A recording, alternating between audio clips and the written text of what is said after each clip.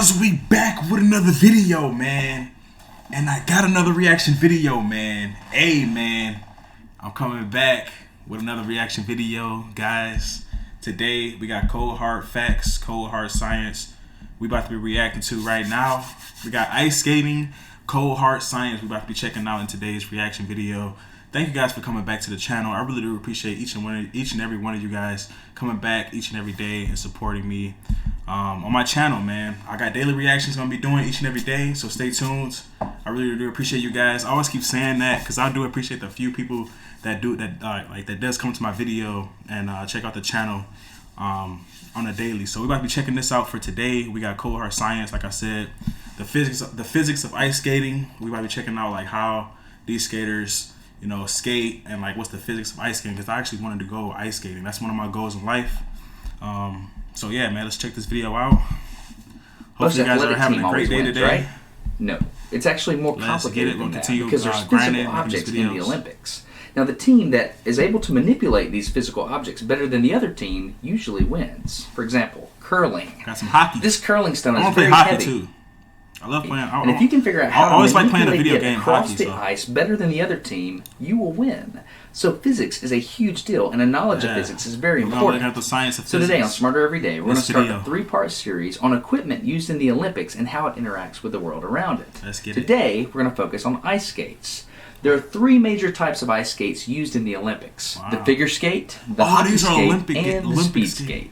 This is my new friend Glenn. He's a figure skating coach. Hey, hold on, let me go back. It's really awesome. There are guys, 3 major types of ice. We're gonna learn the physics of skating, guys. Okay, this should be exciting. This should be new and exciting. So please go down, like the video, subscribe to the channel, because we're gonna learn something right here, right now, man. We're gonna learn the different types of skates. You know what I'm saying? The different speeds of skates. Skates used in the Olympics. And that we never knew. And the hockey skate and the speed skate. Used in the Olympics. This is my new friend Glenn. He's a figure skating coach. Figure skates. It's really awesome. So everyone already knows the angular momentum trick, right? Wow. So large moment of inertia, bringing it in.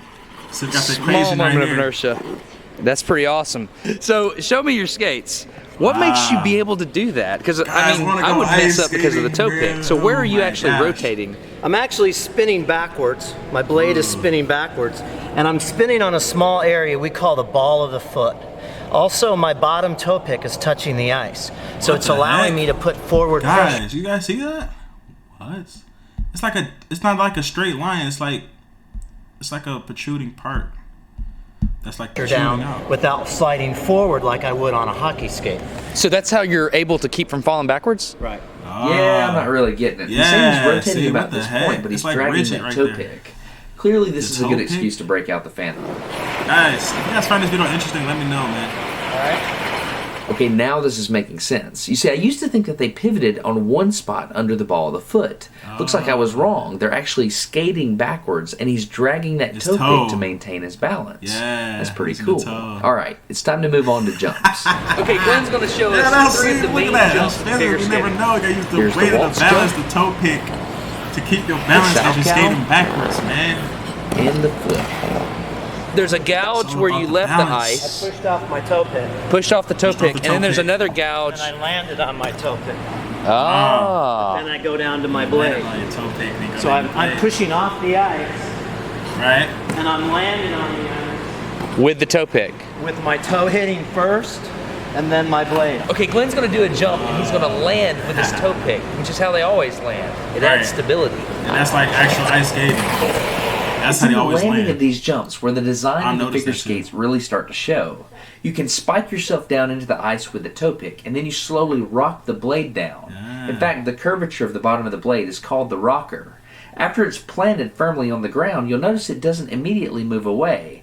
The skater imparts the momentum from his opposite leg back into his lower foot, and then he moves. So it's a 3-step process. Spike, plant, move. Interesting.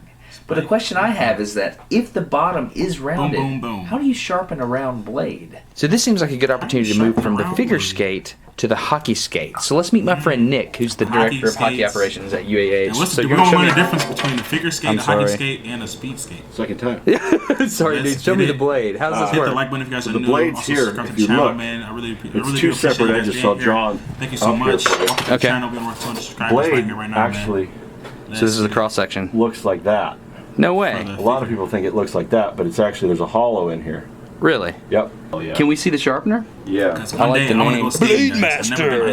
This is the wheel, which actually sharpens the skate. How do you hold the blade up there? Is this a sled or Jig, something? Slider. Everybody's got their own little nickname for it. Okay, and so then if the wheel were turning, you would bring that in there. Let me focus. Okay, I can see that curvature that you're talking about. Can you go closer, if you would, to the wheel? So that's the radius of the skate. 3/8, half, 5/8. And let me know if you guys. I'm not sure I understand. You're saying this hollow right here. Yeah, some of them will look like that. Some of them will look like that. Some of them will look like that. This is completely eye-opening to me. I had no idea that ice skates had two different working edges. So why would a player prefer a deeper hollow versus a shallower one? Well, think about it. If you have a shallow hollow, you're able to sit on top of the ice and glide very easily, so this is very good for speed. But if you have a deep hollow, your points are going to cut down into the ice and plow, so you'll go a lot slower. However, you'll get much better grip. And if there's one thing a hockey player needs, it's good grip. Have you ever seen him stop and change directions? Good grip. Something I didn't know. Something we didn't know. So I asked a couple of hockey players to show me how this double edge is used to stop on ice. Slow-mo. Behold the awesomeness of physics. Isn't that crazy? Look at what he's doing. He's controlling that edge and scratching the top layer of ice off, but he's doing it in such a way that it's converting that shear energy into power, which he's using to decelerate. Some people want to believe that hockey players are just dumb brutes, but I'm not buying it. I told this player I wanted him to stop on a very specific spot on the ice so I could zoom in with a Phantom and catch the ice spray. And he did it on the very first try. Can you imagine the math that's going on in his brain in order to automate this feedback loop? He's constantly sensing his deceleration, and somehow his brain's converting that information to signals to control the angle of his skates and feather the exact amount of ice that he's shearing off. To complicate matters, he's got ice in between him and his target, and he has to anticipate the total amount of impulse left in that ice so he can stop exactly where he wants to. Let's ask him to see if he can explain exactly what he's doing, because I'm pretty sure hockey players are physics geniuses. You gotta take your glove off, man. Ben, thank you very much. Do you have any, like, if you had to say anything about that hockey stop, how exactly do you do it? Are you well, you're just trying to find a balance, because you have there's two edges on the skate blade. So you want to find that inside edge. You know, if you get over the top with your outside edge, you go over. You're trying to find that edge on the ice and just shave a fine miss. Just the inside edge. So like a noob, somebody that's just learning how to do that, would they just chatter across the ice? Yeah, absolutely. I was like 3 years old. Yeah, so man, because I want to learn ice skates. Learn like, you know, yeah. different part of the blade, all of So it. a couple of years, but like. Did you just hit that puck without looking? Yeah. He just hit a puck and you hit it without looking. They live and breathe hockey. I'm right. They're geniuses. So if we want grip for a hockey blade, we don't want it for a speed skate, right? Which might explain why speed skaters are always falling. This was counterintuitive to me, but the bottom of a speed skate isn't pointy. It's actually a flat, sharp 90-degree angle. To see speed skaters in action, let's go to the Pettit National Ice Center in Milwaukee and check out the U.S. Junior Long Track Championship. Okay, look at how the skater starts off the line. You see that open stance? They do this because ice skate friction is asymmetrical. They glide easily going forward, but they dig in on the sides. So to propel themselves, skaters have to push off the sides of the blade. The larger this angle alpha is, the harder they can push. That's why they line up with their foot at almost a 90-degree angle to the direction of skating. Speed skates are flat, which means each individual stride has to be perfectly level when the foot hits the ice. This can be a problem because when you extend your ankle, the blade tries to come up off the ice. The solution to this is called a clap skate. Clap skates allow a long track skater to keep their blade on the ice longer into the stride. I'll let Adam explain. The clap starts to come out like this.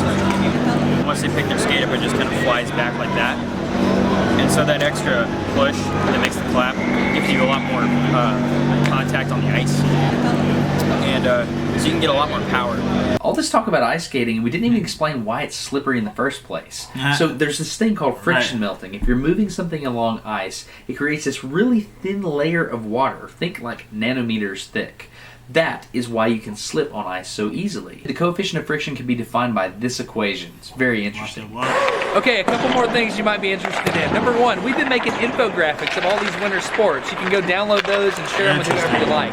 Also, I'd like to thank the sponsor. They let me do crazy things, like try to explain sports I don't really understand. So that's audible.com. You can support Smarter every day by going to audible.com/smarter, get a free audiobook, whatever you want. They've got thousands of titles. I used Audible before they asked to be a sponsor for Smarter every day, so I'm more than happy to suggest that to you. Audible.com/smarter. Smarter every day will get credit, and that'll help us move forward to more crazy stuff like this. Speaking of more crazy stuff like this, if you would like to see more videos on Winter Olympic sports, the next couple of videos, I'm going to try to get them out pretty quick. Or things like curling, other stuff like that. It's pretty cool. Anyway, support our sponsor, audible.com/smarter, and if... That's going to be the end of this video, man. Hope you guys enjoyed it. I always wanted to play hockey. I still do, you know what I'm saying? That's one of my goals in life, is to play on a team. Or not play on like a national team, but like, you know, just like a little background, you know, backyard type of team. You know, just join a gym and have like a, you know, bunch of friends or a bunch of guys, you know, play on the team and stuff. But yeah, I always thought hockey was pretty cool. If you guys enjoyed this video, thank you guys for being here, man, all up until the end. We learned something today about the physics of skating and the physics of hockey, skating and ice skating, and like, you know, the first, I forgot the name of the first blade, the figure skating. Let me know in the comments, all right? I thought this video was pretty cool, and I think we all learned something today. I will see you guys next video. I got another banger dropping right now, man. Another reaction dropping right here, right now. We're on the road to 200 subscribers. Thanks to everybody, man. I really appreciate it. I'll see y'all next video, man. Let's get it. Let's go, man. Let's keep grinding. We on the grind, man. We're not gonna stop.